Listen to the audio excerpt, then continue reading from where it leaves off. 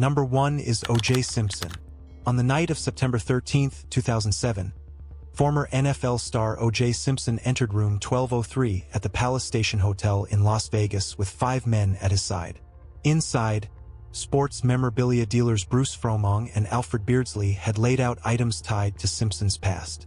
What followed was a 6-minute confrontation that would define the next decade of his life. For years, OJ Simpson was more than just an athlete. He was an American icon. A Heisman Trophy winner, a record-breaking NFL running back, and later an actor and broadcaster. By the 1990s, Simpson had transformed into a household name, a man whose charm and accomplishments drew admiration worldwide. Even after his highly publicized 1995 murder trial ended in acquittal, Simpson retained notoriety, living in the shadow of both fame and infamy. Behind that image, cracks were visible. His financial troubles mounted, and personal scandals lingered. Simpson often spoke of his belongings, jerseys, awards, and even the suit he wore during his murder trial, as symbols of his legacy. When memorabilia dealers began selling items linked to him, Simpson grew obsessed. He claimed these were stolen pieces of his history. Friends later recalled his fixation on reclaiming what he felt was rightfully his. These were the subtle signals, pride, resentment, and desperation, that hinted at a dangerous turn. The plan began with memorabilia dealer Alfred Beardsley contacting auction owner Tom Riccio, who in turn informed Simpson of the items. Riccio lured the dealers into a hotel room, laying the memorabilia across the bed. After a pre-wedding dinner, Simpson and his group drove to the Palace Station. At 7:38 p.m., they entered the room. According to testimony, Simpson commanded his men not to let anyone leave. During heated arguments over ownership, one accomplice, Michael McClinton, pulled out a .45 caliber Ruger, threatening the dealers. In minutes, autographed baseballs, lithographs, and Simpson memorabilia were stuffed into pillowcases. As they left, the group laughed about the heist over sushi. Unaware Riccio had recorded the entire encounter. The fallout was immediate. On September 16, 2007, Simpson was arrested and charged with multiple felonies, including kidnapping and armed robbery. The audio tape sold to TMZ became central evidence. Simpson denied robbery, insisting he was retrieving personal property, yet witnesses described guns, threats, and orders. His trial began on September 8, 2008, presided over by Judge Jackie Glass. Unlike his murder trial, this time the jury was unanimous. On October 3, 2008, exactly 13 years after his acquittal in the murder case, Simpson was found guilty on all 12 counts. He was immediately handcuffed and denied bail. On December 5, 2008, he was sentenced to 33 years in prison, with the possibility of parole after 9. Simpson served 9 years at Lovelock Correctional Center in Nevada. On July 20, 2017, he was granted parole and released on October 1, 2017. In December 2021, his parole ended, closing one of the most dramatic chapters in his long and turbulent life. His accomplices received lesser sentences, with many testifying against him. The dealers, too, carried their own criminal pasts, complicating the narrative of victim and perpetrator. The robbery case of OJ Simpson reveals how pride and desperation can unravel even the most public of lives. Was it truly about reclaiming personal history, or about control, reputation, and ego? And what does it say about a culture that both builds and breaks its icons? In the end, the same man once cheered by millions left a courtroom in shackles, a reminder that fame does not place anyone above the law. If you haven't subscribed to this channel yet, do it right now. We're exposing the most shocking celebrity crimes that Hollywood tried to bury. Hit that subscribe button and turn on notifications. You won't believe who's coming next. Number 2 is Phil Spector. On the morning of February 3, 2003, 40-year-old actress Lana Clarkson was found dead inside the Alhambra, California mansion known as Pyrenees Castle. A single gunshot wound to the mouth had ended her life.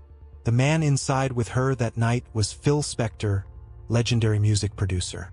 Hours earlier, he had met Clarkson at the House of Blues, where she worked as a hostess. By dawn, her life was over, and his was about to unravel. Phil Spector was once hailed as a musical genius, creator of the Wall of Sound. He had worked with legends like the Beatles, the Ronettes, and Tina Turner. His name was synonymous with innovation in the recording studio, a force behind some of the most iconic hits in American music history. His fame wasn't just technical, it was personal. Spector's eccentric appearance, reclusive lifestyle, and enigmatic public statements built a kind of mystique. He was both admired and feared in the industry. Fans saw him as brilliant, unpredictable, but untouchable. But there were stories, whispers turned warnings. Prosecutors would later reveal that Spector had previously pulled guns on at least 4 women. Each time, the circumstances were similar: alcohol, rejection, and rage. Women who tried to leave found themselves staring down the barrel of a revolver. These weren't just isolated moments of temper, they suggested a chilling pattern. A man unable to handle rejection. A man who used power, fame, and weapons to dominate. The signs were there, but they went largely unchallenged until Lana Clarkson. According to his driver, Spector brought Clarkson back to his mansion after the club closed. The driver, Adriano de Souza, waited outside in the car. Moments later, he heard a gunshot. Spector emerged holding a revolver. His words, "I think I killed someone."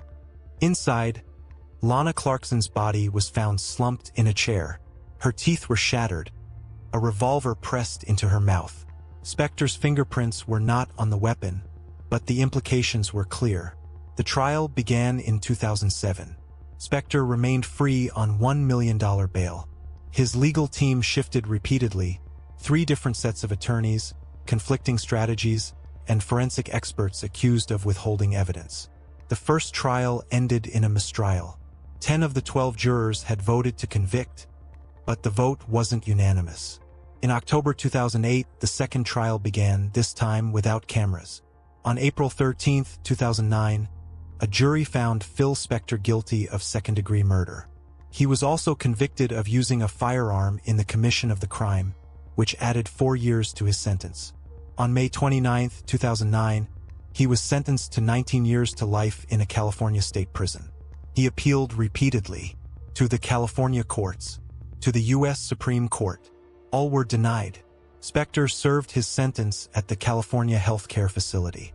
He died in January 2021 from COVID-19 complications while still incarcerated. He was 81.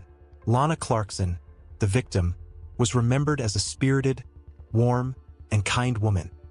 An actress who had dreamed of more, whose life was cut short in someone else's castle. Phil Spector's story is one of contrast, creative brilliance, and personal darkness. It forces us to ask, how often does talent shield abuse? How many warning signs do we ignore when someone is a genius? Fame can elevate, but in some cases it can also conceal. Number 3 is Tim Allen. October 2nd, 1978, at the Kalamazoo/Battle Creek International Airport, 25-year-old Timothy Allen Dick, later known as Tim Allen, was arrested. In his possession, more than 650 grams of cocaine, enough to classify the offense as drug trafficking under federal law. It was a moment that could have ended everything before it began. But for Tim Allen, it marked the beginning of a long, complicated journey from criminal to beloved TV icon. Born in Denver, Colorado on June 13, 1953, Tim Allen was the third of 6 children. After his father died in a car crash when he was just 11, Allen's family relocated to Birmingham, Michigan.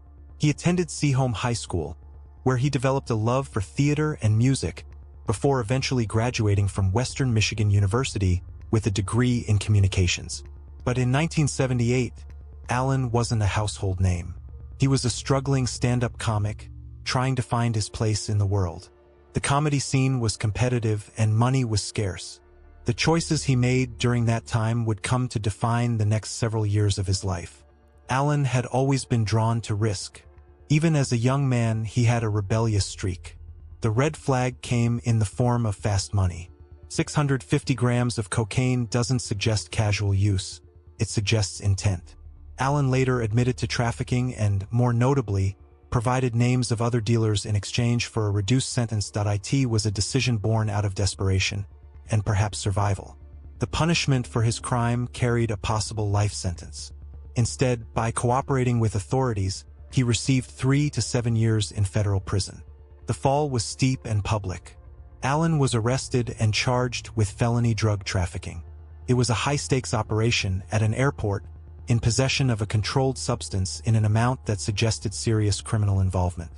He pleaded guilty, and on June 12, 1981, after serving 2 years and 4 months at the Federal Correctional Institution in Sandstone, Minnesota, he was released on parole. By then, Allen had lost years, but he hadn't lost time. The legal proceedings were swift. The government offered a deal, names in exchange for freedom. Allen complied. The decision would haunt him in the years to come, but it also gave him a second chance. Unlike many who vanish into the prison system, Allen emerged with clarity and a plan. By 1981, he was performing stand-up comedy again. He moved to Los Angeles, found success at the Comedy Store, and began making appearances on late-night talk shows. Slowly, he rebuilt his life from the ruins of that conviction. The 1990s brought unimaginable success. Home Improvement made him a star. Buzz Lightyear made him a legend. His criminal record remained, but it was overshadowed by his fame. In 1998, another incident, a DUI arrest in Michigan, landed him on 1-year probation. He entered rehab, fulfilling his court-ordered obligations. He never served another prison sentence. Allen's story is now one of reinvention. From inmate to Emmy nominee, from drug trafficker to children's movie icon. Tim Allen's journey asks a difficult question. Can someone who makes a terrible decision ever truly recover? His story doesn't erase the crime, but it challenges us to look at what we do with our second chances. How do we measure redemption in a society that never forgets? Before we continue, make sure you've hit that like button. These stories are wild, and your support helps us keep bringing them to you. If you haven't liked the video yet, do it right now. Number 4 is Robert Downey Jr. In 1996, at the height of his rising Hollywood stardom. Robert Downey Jr. was arrested while speeding down Sunset Boulevard. In the car, heroin, cocaine, and an unloaded .357 Magnum handgun. What followed was not a single fall from grace, but a years-long spiral of arrests, relapses, and incarceration that nearly ended his career. Born April 4, 1965, in New York City, Robert John Downey Jr. grew up immersed in the creative chaos of underground filmmaking. His father, Robert Downey Sr., was a cult filmmaker, and his mother, Elsie, an actress. Downey's screen debut came at just 5 years old. Through the 1980s and early 90s, Downey became one of Hollywood's most admired young actors. His performance as Charlie Chaplin in the 1992 biopic Chaplin earned him an Academy Award nomination, catapulting him into critical acclaim. Charismatic, magnetic, and seemingly unstoppable, Downey was the actor directors wanted and audiences adored. But behind the curtain, the red flags were already visible. Downey's childhood was marked by dysfunction and early drug use. His father, a drug addict, reportedly gave him marijuana at age 6, and later cocaine. By the time Downey reached adulthood, addiction wasn't a bad habit, it was embedded. The warning signs grew louder with time. While promoting films, Downey was often unpredictable. Close friends, including Sarah Jessica Parker, left because of his substance abuse. Still, Hollywood ignored the cracks, captivated by his talent. In June 1996, Downey was arrested with hard drugs and a weapon. A month later, in a bizarre incident later dubbed the Goldilocks episode, he wandered into a neighbor's home and fell asleep in their bed, high and confused. The charges kept coming: missing drug tests, parole violations, and more arrests. In 1999, after missing another court-ordered drug test, he was sentenced to 3 years in state prison. His lawyer was Robert Shapiro, the same man who had defended OJ Simpson. It wasn't enough. Downey served nearly a year at the California Substance Abuse Treatment Facility. After his release in 2000, he briefly returned to success with Ally McBeal, winning a Golden Globe. But addiction persisted. He was arrested again in 2001, barefoot, wandering the streets of Culver City under the influence. The courts were unforgiving. Downey faced multiple felony charges. In some cases, rehab was ordered instead of jail, thanks to California's Proposition 36. But Downey was seen as unreliable, uninsurable, and unemployable. Despite being one of the most talented actors of his generation, he was homeless and bankrupt by 2001. Offers vanished. Studio executives dropped him. Directors replaced him. That same year, Mel Gibson, a friend from Air America, paid Downey's insurance bond for the singing detective. It was a small gesture with massive consequences. From 2003 onward, Downey remained sober. He rebuilt his life film by film. Iron Man 2008 made him a global icon. By 2023, he was winning Oscars for Oppenheimer, no longer a cautionary tale, but a symbol of reinvention. Robert Downey Jr.'s story forces us to look deeper. What do we owe to those struggling behind fame? At what point does talent become too painful to watch fall apart? This was not a single misstep. It was years of collapse, public, humiliating, and nearly fatal. But it also became one of the most remarkable comebacks in modern entertainment. And in that arc lies a question. Do we cheer the redemption because we love the person? Or because we need to believe recovery is possible? For anyone, even ourselves? Number 5 is Martha Stewart. December 21, 2001, Martha Stewart sold approximately 4,000 shares of ImClone Systems, a biotech company founded by her friend, Sam Waxel. The very next day, ImClone's stock plummeted. The FDA had rejected its highly anticipated cancer drug, Erbitux. That single trade worth around $230,000 ignited a 2-year legal and public relations battle that would land one of America's most iconic businesswomen behind bars. Martha Stewart wasn't just a public figure. She was a brand. A former model turned stockbroker turned media mogul. She built an empire based on domestic perfection. From her television shows to cookbooks and Martha Stewart Living magazine, she became the face of American lifestyle culture. To millions, she was a symbol of elegance and self-made success. Her word was trusted, her taste was gospel, and her business, Martha Stewart Living Omnimedia, was thriving. But when Sam Waxel was arrested for insider trading, suspicions turned to Stewart. Investigators questioned the timing of her ImClone sale, so closely aligned with Waxel's. When interviewed by federal authorities in June 2002, Stewart claimed her decision to sell was part of a long-standing agreement with her broker, Peter Bakanovic. But the supposed agreement couldn't be verified. The red flag wasn't just the trade, it was the cover story. Soon after, Bakanovic's assistant, Douglas Vaniel, admitted he had been directed to tip off Stewart about Waxel's sell-off. The truth had begun to unravel. In June 2003, Martha Stewart was indicted on multiple counts: conspiracy, obstruction of justice, and making false statements. Though the initial accusation was insider trading, that charge was dropped due to lack of evidence. But the damage was done. She resigned as CEO and chairman of her own company and stepped away from public life. At her trial in early 2004, witnesses testified to the inconsistencies in her story. A friend claimed Stewart had admitted to knowing about Waxel's actions before selling her stock. The court found her guilty on all remaining counts. On July 16, 2004, she was sentenced to 5 months in federal prison, 5 months of home confinement, and 2 years of probation. The trial was a media frenzy.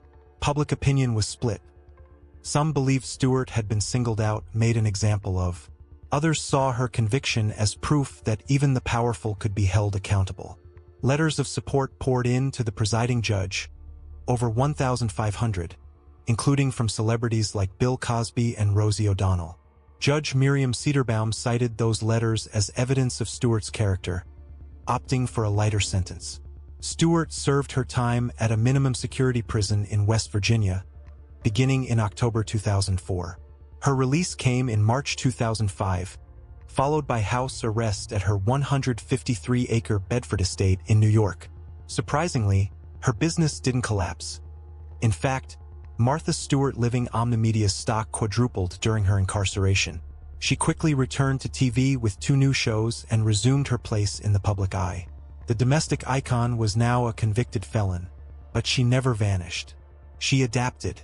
Martha Stewart's case wasn't about millions. It was about a moment of silence, a false statement, and the high price of protecting a public image. It raises a question. When your brand is built on trust, what happens when that trust is broken? And in a world where wealth and fame often shield wrongdoing, Stewart's conviction stands as a reminder. Not even perfection is immune to consequence. We're halfway through this list, and trust me, it only gets crazier. If you haven't subscribed yet, what are you waiting for?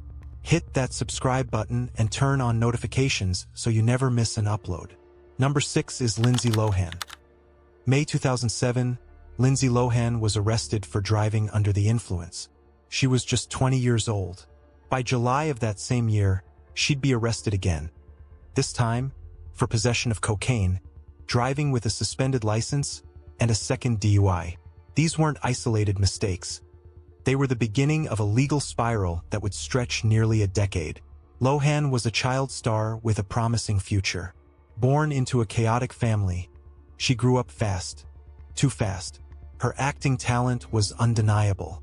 Hits like Freaky Friday and Mean Girls made her a household name. She was charming, talented, and magnetic on screen. To her fans, she wasn't just an actress. She was the teen idol of the early 2000s. But behind the glamour, she was a young woman navigating early fame alone. By age 15, she had moved to Los Angeles alone. Living out of hotels, with little financial guidance, Lindsay entered a world saturated in temptation. Her time at the Chateau Marmont, her frequent car crashes, and her increasing association with the late-night scene signaled a deeper issue. In her own words, she was addicted, but at the time, she couldn't admit it. Alcohol was her gateway, cocaine was her enabler, and fame had numbed her to consequence. In August 2007, Lohan pleaded guilty to misdemeanor cocaine use and DUI. She was sentenced to community service, an alcohol education program, and 1 day in jail. She served 84 minutes, a sentence shortened due to overcrowding. But the pattern continued.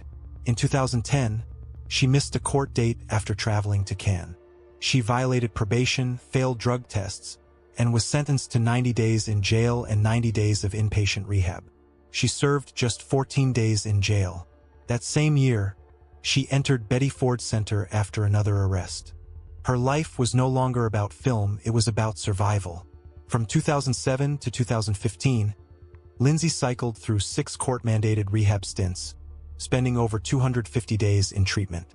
She faced multiple charges: reckless driving, theft, violating probation, and providing false information to police. Her mugshots became pop culture. Her courtroom appearances were televised. Judges extended her probation. Her image, once squeaky clean, was now a tabloid mainstay. Yet despite all this, the law treated her as a nonviolent offender. Most of her jail time was reduced due to overcrowding. By May 2015, after 8 long years, Lindsay Lohan was finally free of legal supervision. She left Hollywood. She moved to London, then Dubai, where paparazzi couldn't follow. "There's a certain calmness that I find there," she explained. She reconnected with her parents. She focused on healing. In 2022, she married financier Bader Shamus, and in 2023, they welcomed their first child. Lindsay Lohan's story isn't about a fall from grace. It's about the weight of growing up too fast under a microscope. It asks a question: what happens when a child is handed the world but not the tools to hold it? And in a culture obsessed with celebrity downfall, it forces us to look inward. Do we consume their pain as entertainment? Or do we recognize the human behind the headlines? Because Lindsay Lohan didn't just break the rules. She broke and then chose to rebuild. Number 7 is Winona Ryder. December 12, 2001, a call was made from Saks Fifth Avenue in Beverly Hills.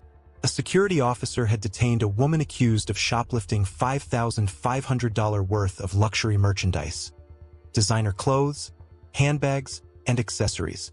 The suspect wasn't an unknown face. She was Winona Ryder, a 2-time Academy Award nominee, once hailed as one of the brightest talents of her generation. Winona Ryder, born Winona Laura Horowitz in 1971, rose to fame as a child actress with an emotional depth beyond her years. With breakout roles in Beetlejuice, Heathers, and Edward Scissorhands, she became the face of 1990s cinema.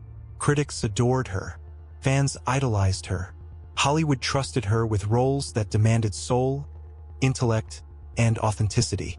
Her portrayals in The Age of Innocence and Little Women earned her Oscar nominations. She was a feminist icon, a symbol of sensitivity and rebellion, wrapped in vintage dresses and literary charm. But even as her star rose, cracks began to show. Behind the performances was a woman struggling with clinical depression and insomnia. In a span of 2 years, from 1996 to 1998, Ryder was prescribed 37 medications by 20 different doctors. By the time she was arrested, she had powerful opioids and sedatives in her possession. Though legally prescribed, the cocktail of painkillers clouded her thinking. She later called the physician who enabled her dependence a quack. His license was eventually revoked. The crime was not subtle. Ryder had cut off security tags and attempted to leave Saks with high-end merchandise. Surveillance footage, witness statements, and physical evidence were overwhelming. The media coverage was swift and brutal. Ryder, once a symbol of intelligent stardom, was now branded a thief. The irony was staggering. A millionaire stealing what she could easily afford. But this wasn't about money. It was about mental unraveling in plain sight. Los Angeles District Attorney Stephen Cooley assigned 8 prosecutors to the case, treating it as a high-profile felony. For charges were filed: grand theft, burglary, vandalism, and drug possession. She was eventually convicted of grand theft and shoplifting, though the burglary charge was dropped, and the drug possession dismissed once a doctor confirmed the prescriptions. In December 2002, Ryder was sentenced to 3 years probation, 480 hours of community service at City of Hope Medical Center, $3,700 in fines and $6,355 restitution to Saks, and court-ordered psychological and drug counseling.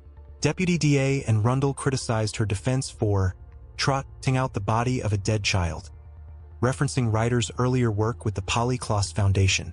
Klaas's father publicly defended Ryder, calling the comment offensive. By 2005, Ryder had completed her sentence and had her felonies reduced to misdemeanors. Judge Eldon Fox praised her progress and allowed her to resume international travel for work. Though she stepped away from acting for several years, she returned gradually, with films like Black Swan and Star Trek, and her career fully reignited with Stranger Things in 2016. Winona Ryder's story isn't one of greed.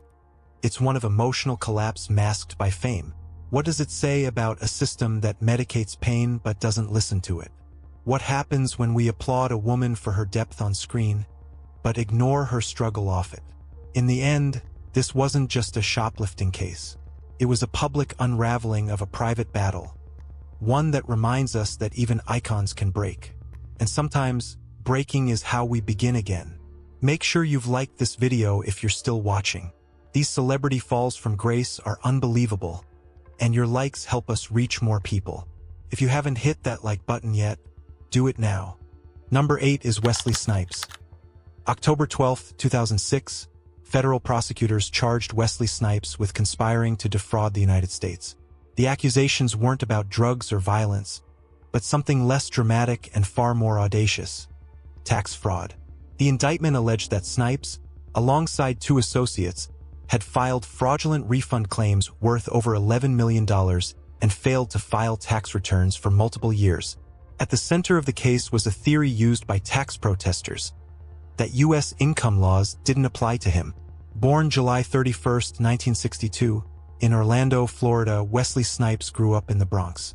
He trained in martial arts from the age of 12 and studied fine arts at the State University of New York at Purchase. Discovered at 23, his early roles in Major League and Mo Better Blues showed both charisma and depth. But it was New Jack City that made him a star, portraying the chilling drug lord Nino Brown. From there, he became an action icon: Demolition Man, Passenger 57, and Blade established his box office credibility. His intense physicality and sharp intelligence made him a rare figure, a black action hero with mainstream crossover appeal. Audiences trusted him. He was suave, powerful, and disciplined. Off-screen, he built a production company and talked of Pan-African business ventures. He wasn't just a movie star, he was an empire in motion. But there were early indicators of disconnection. In the early 2000s, Snipes began adopting tax protester rhetoric, reportedly believing he was a non-resident alien not subject to U.S. income tax. The IRS alleged he sent fictitious bills of exchange worth $14 million, a tactic more often associated with fringe anti-tax movements than Hollywood A-listers. In 2005, he was caught using a counterfeit South African passport, further compounding legal suspicions. And by then, he had not filed federal tax returns for several years. What seemed like calculated rebellion now looked like self-destruction. Between 1999 and 2004, the IRS claimed Snipes willfully failed to file any federal tax returns. With help from tax protester Eddie Ray Kahn and accountant Douglas Rosal, he submitted false refund claims and challenged the legitimacy of federal tax laws. The 861 argument, a widely debunked theory that U.S. citizens aren't obligated to pay income tax, became the core of his defense. At the height of his fame, Snipes believed he could outmaneuver the government. But this was not a film script. This was federal law. Snipes was acquitted of felony conspiracy and false claim charges in 2008, but was convicted of 3 misdemeanor counts of failing to file tax returns. The judge handed down the maximum sentence, 3 years in federal prison. His co-defendants received even harsher terms, 10 years for Kahn and 4.5 years for Rosal. In 2010, the U.S. Supreme Court declined to hear his appeal. Snipes reported to prison in December 2010 and was released in April 2013, after serving 28 months. In 2018, he lost a $23.5 million tax dispute in U.S. tax court. The financial consequences, like the legal ones, didn't simply vanish. Snipes emerged from prison to rebuild. He returned to film in The Expendables 3 and earned critical praise in Dolomite Is My Name. In 2024, he shocked audiences by reprising his iconic role as Blade in Deadpool and Wolverine, earning 2 Guinness World Records for the longest Marvel character comeback. Despite his past, he remains a revered figure in black cinema, martial arts, and action film legacy. But the scars of legal warfare are permanent and public. Wesley Snipes didn't fall because he was reckless. He fell because he believed he was untouchable. What happens when power blurs the line between confidence and delusion? When do convictions turn into conspiracies? The government made an example of him, but the real lesson is quieter. No amount of fame can shield you from the consequences of believing the rules don't apply. Fame may elevate, but it never exempts. Number 9 is Felicity Huffman. March 12, 2019, Felicity Huffman was arrested at her California home. FBI and IRS agents arrived unannounced. Her daughters were woken up at gunpoint. To Huffman, it felt like a mistake. A surreal moment she hoped was just a misunderstanding. But it wasn't. This was Operation Varsity Blues, a federal investigation exposing a nationwide college admissions fraud scheme. Huffman, once a celebrated actress and respected public figure, was now at the heart of a scandal that shook the foundations of privilege, parenting, and justice. Felicity Huffman wasn't just another Hollywood name. Born in Bedford, New York, and educated at institutions like NYU and the Royal Academy of Dramatic Art, she rose through the theater before entering television and film. She earned critical acclaim in roles like Dana Whitaker in Sports Night and as Lynette Scavo on Desperate Housewives, for which she won a Primetime Emmy Award. Her performance as a transgender woman in Transamerica garnered her a Golden Globe and an Academy Award nomination. In Hollywood, she was seen as talented, grounded, and fiercely intelligent. She was married to fellow actor William H. Macy, with whom she raised 2 daughters. To fans, she wasn't just relatable. She was respected. The public saw no warning signs. Huffman had no record of scandal, no whisper of impropriety. But privately, she was gripped by fear, the kind every parent of a teenager understands. Her eldest daughter, Sophia, was preparing for college entrance exams. Behind closed doors, Huffman made a decision she would later describe as rooted in desperation. She donated $15,000 to William Singer's Key Worldwide Foundation, a front for cheating services. In truth, it was a payment to have a proctor falsify Sophia's SAT answers. As she drove her daughter to the exam, Huffman later admitted she kept thinking, "Turn around.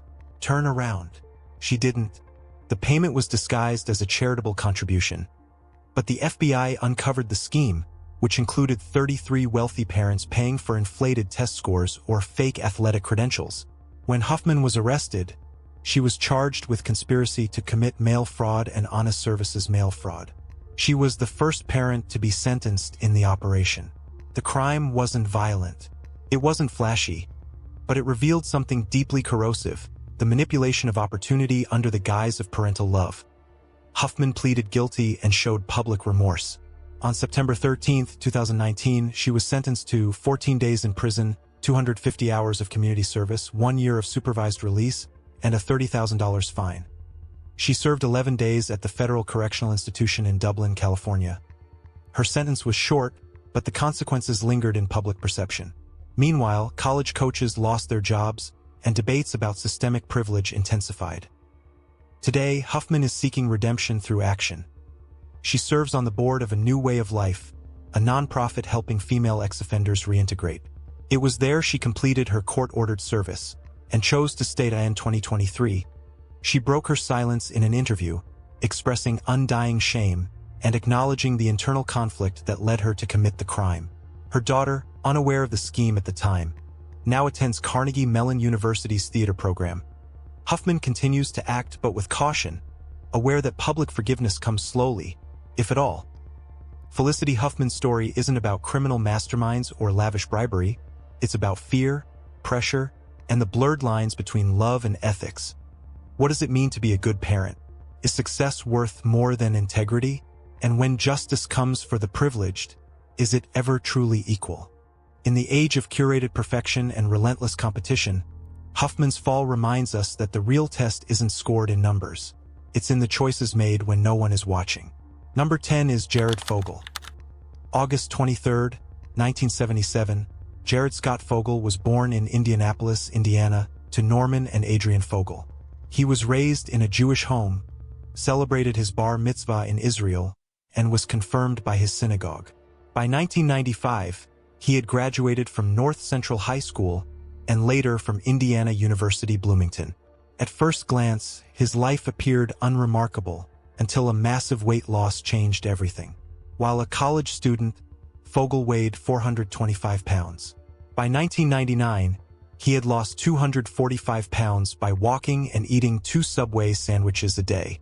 A small article about his Subway diet in the Indiana Daily Student and later Men's Health caught national attention. Subway saw an opportunity. In 2000, Fogle became the face of its brand, appearing in hundreds of commercials over 15 years. He gave talks about fitness, healthy eating, and discipline. For many Americans, he was the Subway guy, an unlikely hero of self-improvement, a symbol of change. Subway credited him with driving a third to half of its growth during the 2000s. Beneath the wholesome image, troubling signs began to emerge. As early as 2007, a Florida journalist reported to police that Fogle had made lewd comments about middle school girls at a health event. For years, she secretly recorded their conversations for the FBI. In those recordings, he spoke about sex with underage girls and even asked her to install a webcam in her children's rooms. But without physical evidence, no charges came. Then, in 2015, his nonprofit, the Jared Foundation, came under scrutiny. It had raised money to fight childhood obesity but issued no grants and spent most of its funds on its director's salary. That same year, Russell Taylor, head of the foundation, was arrested for child exploitation and possessing child pornography. The investigation into Taylor would lead directly to Fogle. When Taylor's home was searched, authorities found he had been producing and trading sexually explicit images of minors, some as young as 6, and sharing them with Fogle. They also uncovered evidence that Fogle had traveled from Indiana to New York to pay for sex with a 17-year-old girl and had offered finder's fees for younger victims. On July 7, 2015, the FBI raided Fogle's home. Subway immediately suspended ties and soon after severed them completely. A national symbol of health and self-control was now accused of child sex tourism and possession of child pornography. On August 19, 2015, Fogle struck a plea deal, pleading guilty to 2 counts: distribution and receipt of child pornography, and traveling to engage in illicit sexual conduct with a minor. He agreed to pay $1.4 million in restitution to his victims and register as a sex offender for life.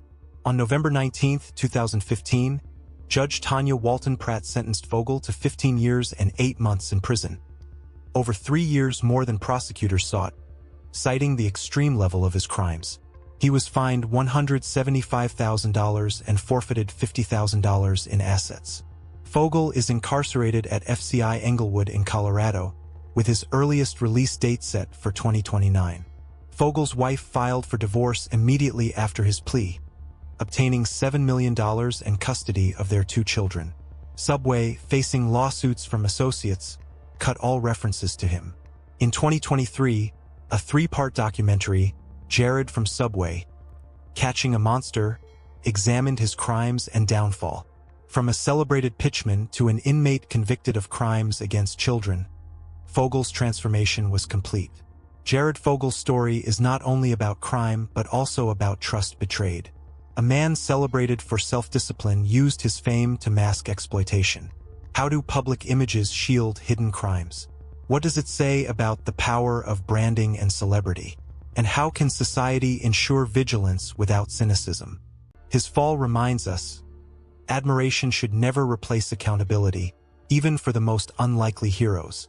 10 celebrities, 10 double lives. Some used their fame to hide their crimes. Others believed fame made them untouchable. From sports legends to music icons, from beloved TV stars to trusted spokespeople, they all learned the same lesson. No one is above the law. If this video shocked you, stunned you, or made you see these celebrities in a completely different light, hit that like button right now. And if you haven't subscribed, what are you waiting for? We're exposing the darkest secrets Hollywood tried to bury. Subscribe and turn on notifications so you never miss an upload. Drop a comment below. Which celebrity shocked you the most? And do you believe in second chances for famous criminals? Thanks for watching. Stay informed. Stay critical. Because sometimes the people we admire the most are hiding the darkest secrets. See you in the next one.